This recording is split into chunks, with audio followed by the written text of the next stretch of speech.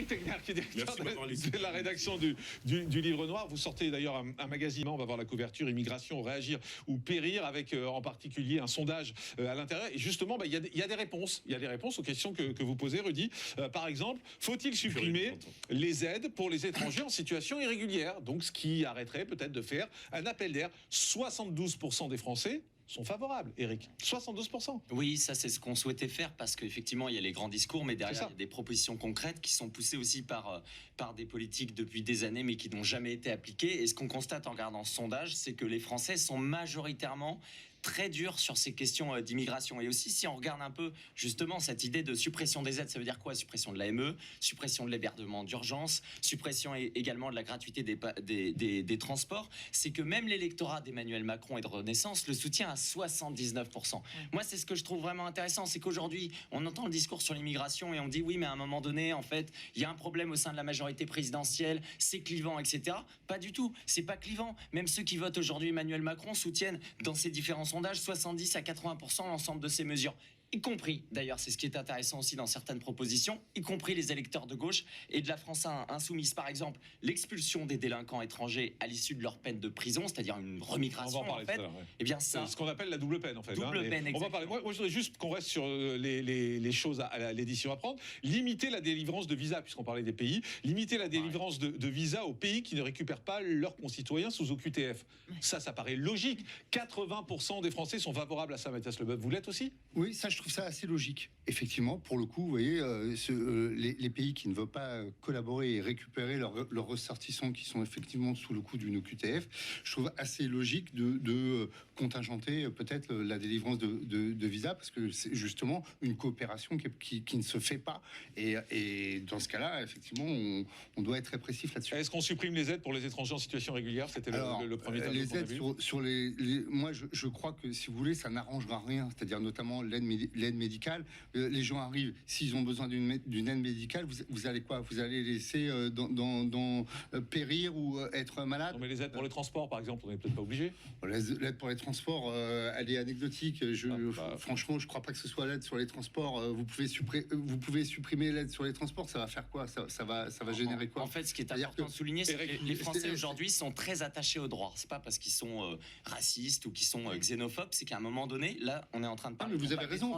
Être légaliste. On est en train de parler d'illégaux. Ouais, c'est oui, ça. On est d'accord. Moi, j'y étais. Beaucoup sont au courant dans ces pays qu'il y a de l'aide, il y a énormément d'aide sociale, même s'ils sont illégaux.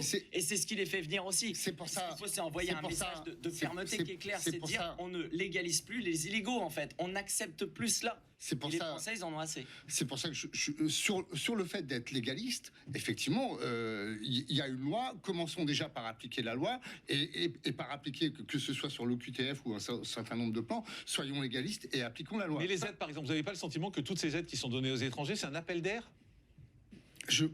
Franchement, l'aide médicale d'État, ça me paraît, c'est aide médicale d'État. Là-dessus.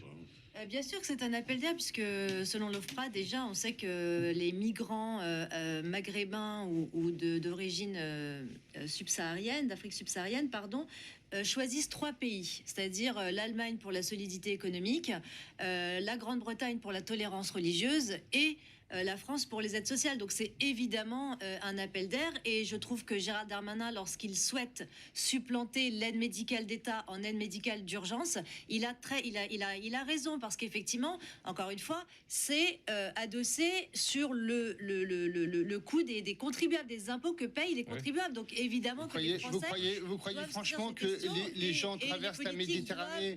Les gens traversent la Méditerranée en canot au risque et péril de leur vie pour se faire soigner en France. Un problème de dents ou un problème de... Éric Tegner vous répond et Rudy après. Ça tombe bien, parce que justement, dans cette enquête sur mon magazine Demain, je suis allé en Tunisie, à Lesbos, Lampedusa. Je fais toute la route des Balkans avec 2 objectifs. Comprendre comment ils viennent, les voies de passeurs, et c'est assez impressionnant. Deuxièmement, pourquoi ils viennent? Ils viennent pour globalement 2 raisons. D'abord, essentiellement des raisons économiques. Et quand je leur pose la question, mais vous savez, vous n'aurez pas vos papiers, vous êtes venus illégalement. Ils disent de toute façon, il y a un accès au travail en France, parce qu'ils sont majoritairement francophones aussi. Me faire croire qu'un francophone, il va vouloir aller travailler en Allemagne ou en Italie, j'y crois moins. Et donc, ils savent que si c'est des illégaux, ils auront de toute façon un travail. Et ils savent aussi qu'on peut les légaliser. Et ce type de discours, en ce moment, qu'il y a au sein de la majorité qui va dire on va légaliser en fait une grande partie des sans-papiers. Aujourd'hui, il y en a 1 million en France. Ça, c'est vraiment un problème. Et le deuxième élément, c'est qu'ils savent bien entendu qu'il y a des aides sociales. Et vous savez, le problème, c'est que l'ensemble des pays européens aujourd'hui est en train justement d'être beaucoup plus restrictif au niveau de ça. On voit avec le Danemark, les pays du Nord, ce qui rend de facto la France ultra attractive en ce moment. Et ça, ils le savent. Juste, Rudy Kazimatika, est-ce que par exemple supprimer les aides pour les étrangers en situation irrégulière, vous êtes d'accord? Pour les étrangers en situation irrégulière. Puisque c'est le tableau qu'on regarde depuis tout à l'heure. 72% de personnes favorables, 28% pas favorables. Alors, de quel type d'aide on parle? Je pense que si on parle de l'AME... hébergement d'urgence, transport gratuit. Non, mais de toute façon, moi, je pense une chose. Je pense qu'il faut être juste, déjà, d'une part. Et supprimer les... pourquoi pas, admettons. C'est 1 milliard, hein, l'AME. Admettons, supprimons les aides pour les étrangers en situation irrégulière. D'accord. Mais maintenant, quels sont les accords qu'on met en place avec les pays dont ils ressortent? Moi, vous avez dit quelque chose. C'est deux choses différentes. La première, non, mais vous allez comprendre. Supprimer les aides, c'est un appel d'air. Je veux en venir.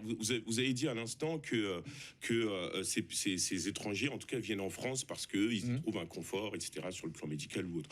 Mais en fait, je pense que c'est pas que ça. Je pense que c'est multifactoriel. Vous avez dit qu'ils sont francophones, mais parce qu'en fait, ils ont un lien avec la France, un lien qui est lié. Ils ont de la famille d'ailleurs ici.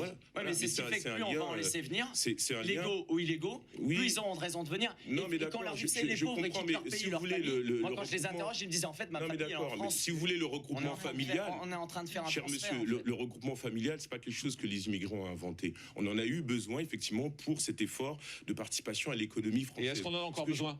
Je pense qu'on en a besoin. Il y a plein du regroupement familial. Du regroupement familial. Je parle de l'immigration. On a des emplois en tension. Pour l'instant, il y a 500 000 étrangers en France qui n'ont pas de travail. Commençons par leur trouver un travail aux étrangers qui sont en France. D'accord, mais avant de commencer à se demander si les illégaux pourraient le faire à leur place. La France est 13e au rang européen des nations qui accueillent des immigrés. Ça représente à peu près 5% en France. C'est pas si important que ça. Moi, je trouve que c'est beaucoup instrumentalisé sur le plan politique. Et surtout, on n'a pas le courage de discuter avec les pays dont sont ressortissants ces immigrés pour mettre en place des véritables... Mais si notre pays n'est pas attirant, excusez-moi, mais si notre pays n'est pas attirant, ils viendront pas. Enfin, c'est une banalité ce que je dis. C'est une évidence. Qui est à Marseille qui dit en fait il faut venir, ça pose un énorme problème. C'est pas une question d'attirance, c'est une question en fait de survie. Regardez. De survie. Ils viennent. Oui, mais sur les pays africains, moi je suis d'accord avec vous sur un truc. Mais quand vous avez des Tunisiens qui arrivent, je suis pas sûr que ce soit une question de survie. À un moment donné, il y a deux choses à faire. Et d'ailleurs, c'est ce qu'on sonde aussi. Un, l'accord franco-algérien, l'approcher, poubelle. Voilà. Donc déjà, c'est une bonne façon de fonctionner. Oui, si on avance pays par pays. Deuxièmement, c'est de dire en fait, vous avez beaucoup de gens dans vos pays en Afrique qui veulent venir chez nous. À quel moment on continue à délivrer des visas au Mali, qu'on continue à délivrer des visas au Burkina Faso, alors qu'ils nous ont virés? En fait, en ce moment, d'une certaine façon, le départ des forces françaises d'Afrique est une opportunité. Et c'est la négociation, c'est d'abord un bras de fer. Je sais que les choses sur les visas, ils sont pas aussi facilement délivrés. J'ai jamais dit, mais heureusement, il y a plus d'1 milliard. Il faut les bloquer. La question, c'était est-ce qu'il faut... Attendez, on va pas rester sur les visas parce qu'il nous reste... Non, je parlais pas... Il nous reste 4 minutes. Moi, je voudrais prendre un autre point dans ce sondage qui m'a intéressé, parce que moi, ça me paraît tellement évident que je ne comprends même pas qu'on se pose la question. Expulser les délinquants étrangers à l'issue de leur peine de prison. Ça paraît pour moi une évidence. Vous avez 86% des Français qui sont favorables. Sabrina Medjeber, ça paraît une évidence en fait. Quand vous êtes dans un pays, ce n'est pas votre pays. Vous êtes condamné par la justice pour des choses dures, pour des choses que vous avez commises. Donc si vous êtes allé en prison, c'est quand même en France, pour aller en prison, il faut quand même avoir fait des choses assez costauds, assez sérieuses. Vous sortez, on vous renvoie chez vous. Oui, c'est une logique même anthropologique, hein, c'est-à-dire que quelqu'un qui s'installe sur le territoire, qui commet des faits délinquentiels, doit être renvoyé chez lui. Ça, c'est évidemment, ça saute aux yeux. Mais ce qui est anormal, c'est de se dire qu'en réalité, en France, on doit se préoccuper de cette question, de savoir comment est-ce qu'on doit expulser les délinquants. Parce que la double peine n'existe plus, parce qu'on considère que c'est une double peine, non seulement vous faites de la prison, mais également parce qu'il y a un problème sur le plan diplomatique. Souvenez-vous de l'affaire de l'imam Hassan Iqiyoussen, qui avait justement, au regard de ses antécédents antisémites, homophobes, etc., fait l'objet d'une OQTF. Eh bien, le Maroc a refusé le laissez-passer consulaire. Donc, on est malheureusement acculé dans une position où surfacique, où on ne peut absolument rien faire tant que les pays d'origine ne donnent pas d'accord pour justement octroyer ces laissez-passer consulaires. On est coincé dans tous les sens. Éric Tegner là-dessus. C'est par rapport aux relations avec les pays. Évidemment, mais c'est comme vous parlez tout à l'heure de la Attends, Tunisie. Eric et particulier, Mathias, mais- après. Vous avez raison quand vous dites que c'est étonnant qu'on se pose même Bah la oui. question. Mais pendant la campagne présidentielle, ils étaient rares les personnes qui proposaient ça.